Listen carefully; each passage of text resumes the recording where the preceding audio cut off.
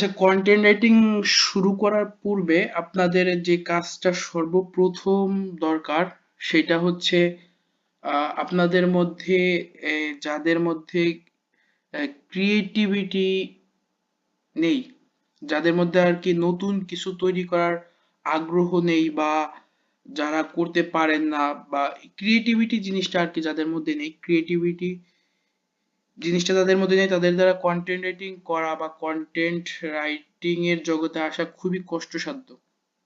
কারণ কি, আপনার ভালো কিছু লিখতে হলে আপনার মধ্যে ক্রিয়েটিভিটি থাকতে হবে। আপনি একজনের কিছু দেখে যদি আপনি হুবহু কপি করে আপনার নিজের মধ্যে নিজের লেখার মধ্যে যোগ করে দেন, তাহলে কিন্তু কোনো লাভ হবে না। আমি মূলত আজকে আপনাদেরকে মানে কন্টেন্ট রাইটিং এর যে টপিক গুলা, সেই বিষয়বস্তু কিছুই দেখাবো না। টোটালি কন্টেন্ট রাইটিং শুরু করার পূর্বে বা ভালো একজন কন্টেন্ট রাইটার হওয়ার পূর্বে যে কাজগুলো আছে, শুধুমাত্র সেই বিষয়গুলো নিয়েই কথা বলবো। একজন কন্টেন্ট রাইটার হওয়ার পূর্বে যে কাজগুলো আছে, সেই বিষয়গুলোই দেখাবো এবং সেই বিষয়গুলো নিয়েই কথা বলবো। তো ভালো একজন কন্টেন্ট রাইটার হইতে হলে আপনাকে যে কাজগুলো করতে হবে সেটা হচ্ছে, প্রথমে আপনার মধ্যে ক্রিয়েটিভিটি থাকতে হবে। এবং ক্রিয়েটিভিটিও যদি না থাকে, সবার মধ্যে কিন্তু আসলে ক্রিয়েটিভিটি থাকে না, তারপর আপনাকে কি করতে হবে সেটা অর্জন করার চেষ্টা করতে হবে। কিভাবে ক্রিয়েটিভিটি অর্জন করা যায়, আহ এইগুলো আপনাকে জানতে হবে এবং জেনে সেভাবে আপনার মধ্যে ক্রিয়েটিভিটি তৈরি করতে হবে। নতুবা কিন্তু আপনি ভালো কিছুই তৈরি করতে পারবেন না। ভালোভাবে কোনো কি বলে কন্টেন্ট বলেন বা কপি রাইটিং এর যে বিষয়গুলো বলেন, সেই কিছুই আপনি তৈরি করতে পারবেন না। তো আপনার মধ্যে সর্বপ্রথম যেটা প্রয়োজন সেটা হচ্ছে ক্রিয়েটিভিটি প্রয়োজন, ভালো কিছু কন্টেন্ট তৈরি করার জন্য। এরপর হচ্ছে আপনাকে যে কাজটা করতে হবে, সেটা হচ্ছে আপনার কন্টেন্ট রাইটার হওয়ার জন্য কিছু করণীয় আছে। এই করণীয় যেগুলা আছে সেইগুলা খুবই আপনাকে মানে কি বলে আপনার জীবনের সাথে এগুলা মিলাতে হবে। যদি আপনি এইরকম জীবনযাপন করে থাকেন তাহলে তো ভালো, আর যদি এরকম আপনার জীবন না হয়ে থাকে তাহলে আপনার এরকম জীবন তৈরি করতে হবে। সেটা হচ্ছে আপনার প্রথম যেটা, সেটা হচ্ছে আপনার কম কথা বলা। সব সময় অপ্রয়োজনীয় কথাবার্তা মানে বাদ দিতে হবে, কম কম কথা বলতে হবে। যত কম কথা বলবেন তত আপনি কি বলে আপনার নতুন নতুন কিছু ক্রিয়েটিভিটি বা যাই বলেন আপনার সেইগুলোর ভিতরে আসবে।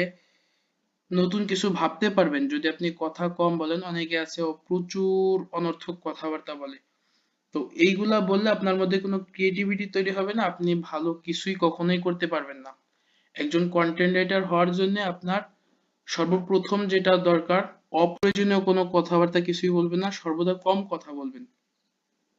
এরপর সর্বদা চুপ থাকবেন, চেষ্টা করবেন যে আহ আমার যদি দরকার না হয় তাহলে আমি কোনো কথাই বলবো না, একদম চুপ থাকবো। এরকম সবসময় চুপ থাকতে হবে আপনাকে।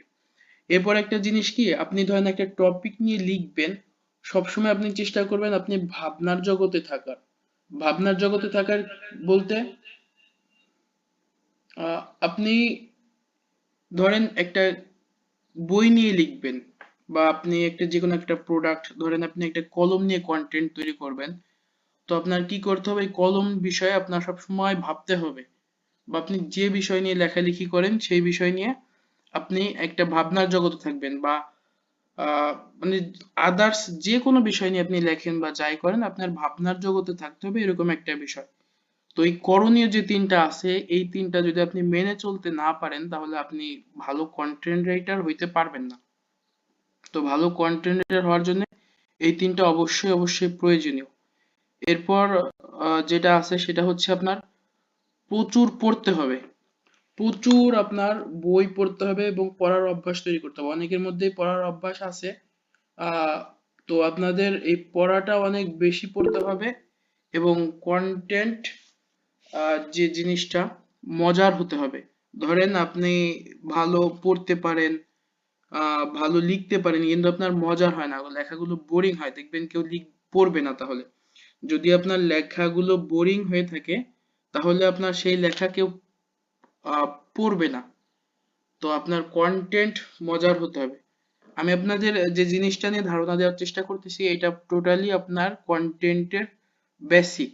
আমি কিন্তু কন্টেন্টের ভিতরে যাইনি। এই বেসিক গুলো যদি আপনি আপনার লাইফের সাথে অ্যাপ্লাই না করেন তাহলে কিন্তু আপনি ভালো কন্টেন্ট রাইটার হইতে পারবেন না।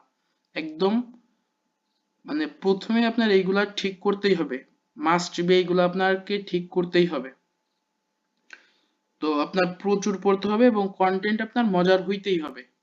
তো এই তিনটা বিষয় হচ্ছে আপনার কন্টেন্ট যখন শুরু করবেন বা আপনি কন্টেন্ট রাইটিং যখন শুরু করবেন, এই যে আপনাদের তিনটা আমি দেখাইছি, স্লাইড দেখাইছি, এই তিনটা বিষয় আপনাদের মাথায় রাখতে হবে এবং এইভাবে কাজ করতে হবে। কন্টেন্ট রাইটিং শুরুর পূর্বে আপনাদের এইভাবে আপনাদের জীবনটাকে গড়াইতে হবে।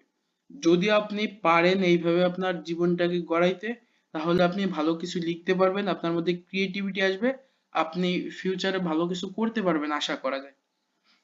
আর এবার আমি একজন ভালো কন্টেন্ট, এটা হচ্ছে পুরোপুরি কন্টেন্টের প্রাথমিক ধাপ। এবার আমি আপনাদের কিছু দেখাবো, সেটা হচ্ছে আপনার কন্টেন্ট শুরু করার যে একজন আপনার মন মানসিকতা কিরকম হবে। তো সেটা হচ্ছে, একটা সেকেন্ড একটু সময় দিবেন। আচ্ছা, কন্টেন্ট রাইটার হওয়ার জন্য বা ভালো কন্টেন্ট আপনার তৈরি করার জন্য, এটা হচ্ছে কন্টেন্টের মানে আপনার কন্টেন্ট শুরু করার জন্য যে ধাপগুলো, সেটা হচ্ছে আপনার মাইন্ড সেটআপ ঠিক করতে হবে। অর্থাৎ আপনার মাইন্ডে মনে থাকতে হবে যে আমি একজন কন্টেন্ট রাইটার হব। আপনার উদ্দেশ্য কি? আপনার কন্টেন্ট রাইটার যে আপনার মানে মনের ভিতরে এরকম একটা চিন্তা ভাবনা থাকতে হবে যে আমি ভালো একজন কন্টেন্ট রাইটার হব। এই গ্রুপেই কিন্তু আপনারা জয়েন করছেন কন্টেন্ট রাইটিং শেখার জন্য। তো আপনারা আপনাদের উদ্দেশ্য কি? আমি যদি এরকম উদ্দেশ্য তৈরি করেন যে আমি সামনে যেইটা পাই সেইটা শিখবো, এরকম যদি উদ্দেশ্য তৈরি করেন তাহলে কিন্তু আপনি ভালো কিছু হইতেও পারবেন না, ভালো কোনো কিছু করতেও পারবেন না। যদি আপনি টোটালি আসেন যে হ্যাঁ আমি এখান থেকে কন্টেন্ট রাইটিং শিখবো, তাহলে আপনাদের সেভাবে মাইন্ড সেট আপ তৈরি করতে হবে যে না আমি কন্টেন্ট রাইটিং শিখবই শিখবো, এরকম একটা মাইন্ড সেট আপ আপনাদের তৈরি করতে হবে। এরপর আপনাদের লক্ষ্য, লক্ষ্যটা কি হবে? লক্ষ্যটা হবে হচ্ছে আপনার, এই জিনিসটা খুবই খুবই ইম্পর্টেন্ট।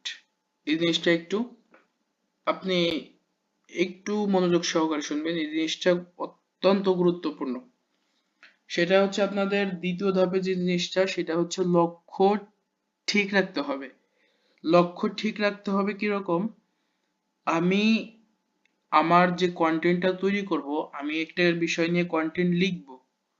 তো আমি যে বিষয়টা নিয়ে কন্টেন্ট লিখব, ওই কন্টেন্টটা পৃথিবীর মধ্যে শ্রেষ্ঠ কন্টেন্ট হইতে হবে। এরকম একটা লক্ষ্য আপনাকে তৈরি করতে হবে, এরকম একটা গোল আপনার মধ্যে থাকতে হবে যে আমার কন্টেন্টের উপর দিয়ে পৃথিবীতে বর্তমান সময়ে ভালো কোনো কন্টেন্ট থাকতে পারবে না। ধরেন আপনি কন্টেন্ট লিখছেন, অন্য পাঁচজনও যা লিখছে আপনিও তাই লিখছেন, তাহলে কিন্তু আপনার কন্টেন্টের কোনো ভ্যালু হবে না। আপনার কন্টেন্ট এমন হতে হবে যে ফিউচারে আরো, হ্যাঁ ফিউচারে আরো ভালো ভালো কন্টেন্ট আসবেই, স্বাভাবিক, দিন যত আগাবে তত ভালো ভালো কন্টেন্ট আরো আসবে।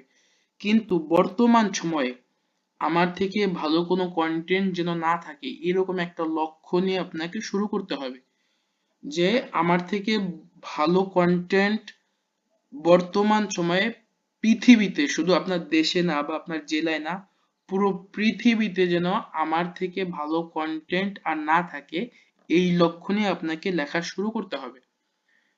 ধরুন আপনি আহ, কি নিয়ে, আপনি মধু নিয়ে লিখতেছেন, তো মধু নিয়ে যখন আপনি লেখা শুরু করবেন তখন আপনাকে এমন ভাবে লেখা শুরু করতে হবে যে আপনার থেকে মধু বিষয়ে ভালো কেউ যেন আর না লিখতে পারে বর্তমান সময়ে, এরকম কোনো লেখা যেন কোনো সার্চ ইঞ্জিন, গুগল বা যাই বলেন, ফেসবুক, যেখানেই বলেন, আপনার থেকে ভালো লেখা যেন কোথাও না থাকে। এরকম একটা লক্ষ্য নিয়ে আপনাকে লেখা শুরু করতে হবে। তো প্রথম যেটা বলছি, আপনার মাইন্ড সেট আপ ঠিক থাকতে হবে যে আপনি একজন কন্টেন্ট রাইটার হবেন, আপনার সেরকম একটা মাইন্ড সেট আপ থাকতে হবে, আপনার কন্টেন্ট রাইটারের মতো মাইন্ড সেট আপ হইতে হবে। এই জন্য আপনি কি করতে পারেন, বড় বড় কন্টেন্ট রাইটার যারা আছে তাদের জীবনে আপনি পড়তে পারেন। তো আপনার মাইন্ড সেট আপ ওরকম হইতে হবে, আমি বড় একজন কন্টেন্ট রাইটার হব, পৃথিবীর মধ্যে ভালো একজন কন্টেন্ট রাইটার হব, এরকম আপনার মাইন্ড সেট আপ থাকতে হবে। এরপরে হচ্ছে লক্ষ্য। তো লক্ষ্য আপনি যখন লেখা শুরু করবেন তখন হচ্ছে আপনাকে ওইভাবে লক্ষ্য নিয়ে শুরু করতে হবে যে আমার থেকে ভালো লেখা যেন বর্তমান সময়ে আর না থাকে। এরপরে যে জিনিসটা আপনি কি লিখবেন সেই টপিক নিয়ে চিন্তা করা শুরু করবেন। ধরেন আপনি মধু নিয়েই লিখবেন, তো আপনি যখন মধু নিয়ে লিখবেন তখন এই জিনিসটা আপনি একটু মনে রাখবেন।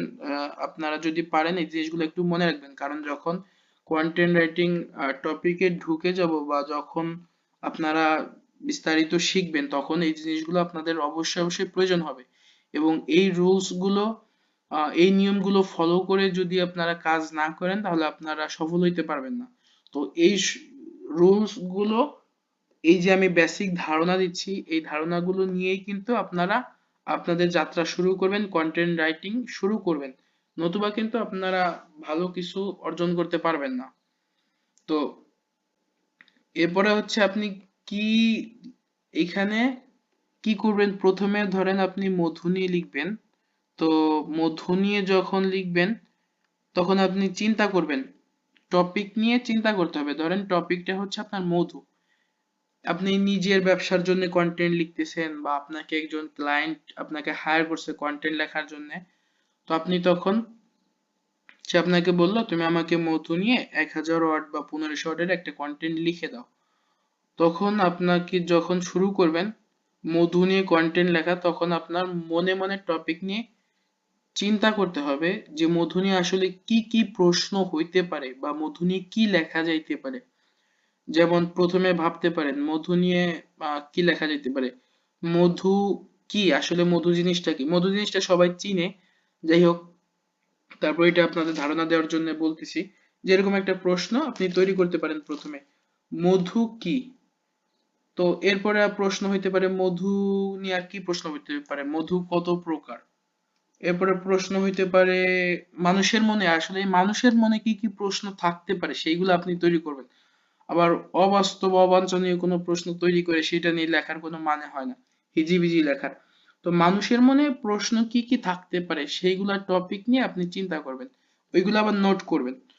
তো ধরেন যে আপনার টপিকটা তো বললাম যে ধরেন যে আপনার টপিক মধু, তো আপনি চিন্তা করবেন মধু আসলে কি, এরপরে মধু কত প্রকার, তারপরে আপনার মধু আমাদের জীবনের জন্য কি কি প্রয়োজনে, মানে মধু কি কি কাজে লাগতে পারে, মধুর উপকারিতা কি কি, খাঁটি মধু চেনার উপায় কি, এরপর মধুর পার্শ্ব প্রতিক্রিয়া কি, মধু অতিরিক্ত মধু খেলে ক্ষতি কি, এরপর আহ কত বছর বয়সী মানুষ মধু খেতে পারবে, এরকম অনেক প্রশ্ন আছে।